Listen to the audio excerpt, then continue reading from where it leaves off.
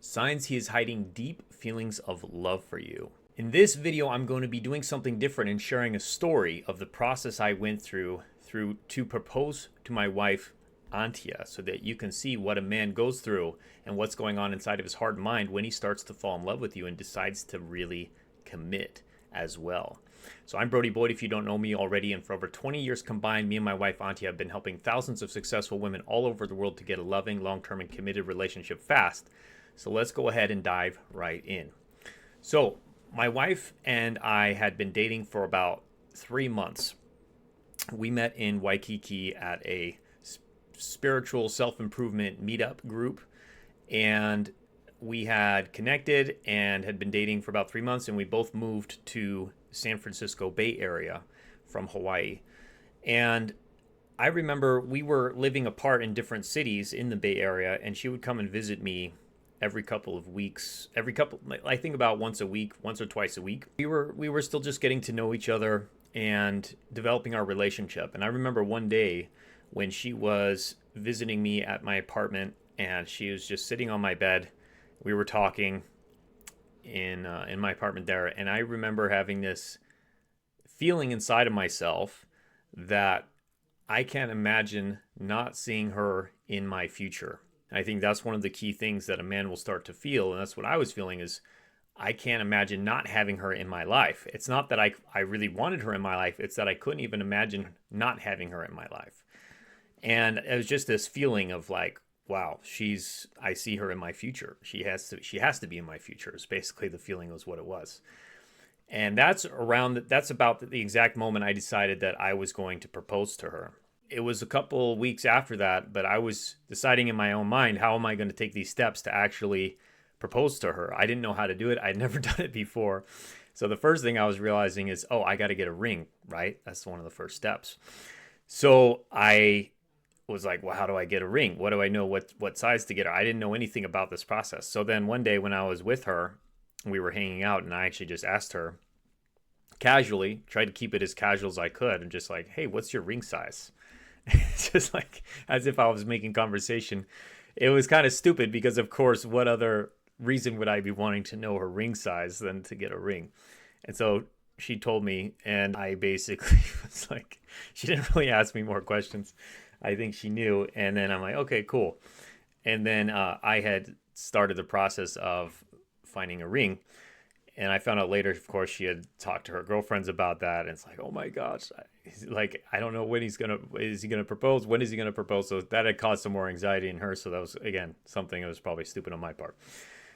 So then I found the ring, and then I didn't know exactly when I was gonna propose to her. So every time we were hanging out, I basically just had the ring in my pocket. So I was available at any time that I may want to implement it. Implement the mechanism, the tool of proposal.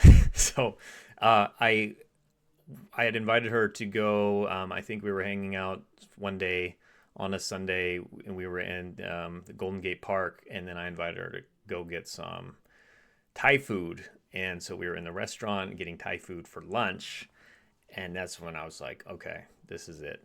This is the moment. And so I, after the meal had finished up, I just said, okay, there was something else I was going to tell you.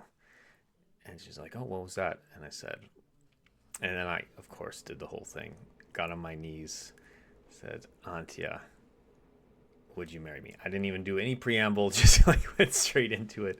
Would you marry me? And of course, she was like in shock. She was just like in total shock. Did not expect that. Because here's the other thing that had happened. About a week before that, she had, quote unquote, been a bitch to me, or at least that's what she told me later that she had thought. So we had some kind of argument. She wasn't that nice. So she didn't think a proposal was coming anytime soon. So here's the other thing about when a man falls in love with you. When a man is starting to feel deep feelings of love for you, he's not going to care so much about petty things. You know, if you had a little argument, whatever. He knows it's a small thing in the grand scheme of things. And so that didn't really affect my willingness and my plan on proposing to her. I don't remember what exactly happened. It wasn't a big deal. Probably just some little argument or something we had. So she was shocked that I proposed to her, and but of course happy about it. And she said yes. And so that was the entire process. And then of course we started planning out the wedding and everything else, which is for another story. One thing I will say about our wedding is one of the things we said in our wedding vows was, with this ring, I set you free. And that was something we both decided upon because we realized, marriage shouldn't be like, it shouldn't feel like a trap. It shouldn't feel like something you're scared of. Because we talked about our fears going into the wedding. We actually did something called a shadow ceremony as well. Again, I'll do a whole video about this.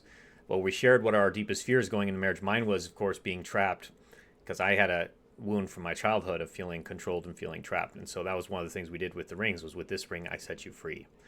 And it's like, what if you can be more free in your commitment, in your marriage, than you were being single? What if more options opened up to you, more things you can do together, more experiences you can have? So it was a powerful reframe. But that was basically the process of me falling in love with her. I was already in love with her, but deepening my feelings of love, and to the point of where I was willing to commit and take action on them. So there's some of the signs you want to look for that a man is feeling deeper feelings for you. Of course, he'll ask you for your ring size. That's a good sign.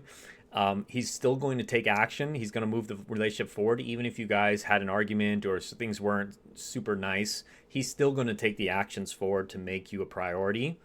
And he's going to, like I said with my wedding, he's going to be willing to share it, talk about his fears, talk about your fears, and he's going to actually see you as something that can actually make his life better, and not just a burden that is going to be placed upon him if he has deep feelings of love for you. So hope this was helpful. Much love. Love to hear your comments, what you thought about that story below. And if you haven't yet, make sure to take our free love quiz to get a loving, long-term, and committed relationship with a high-quality man for you, to have him fall deeply in love with you, by going to getlovequiz.com or click on the link in the description or comments below. And I will talk to you in our next powerful training very soon. Bye-bye.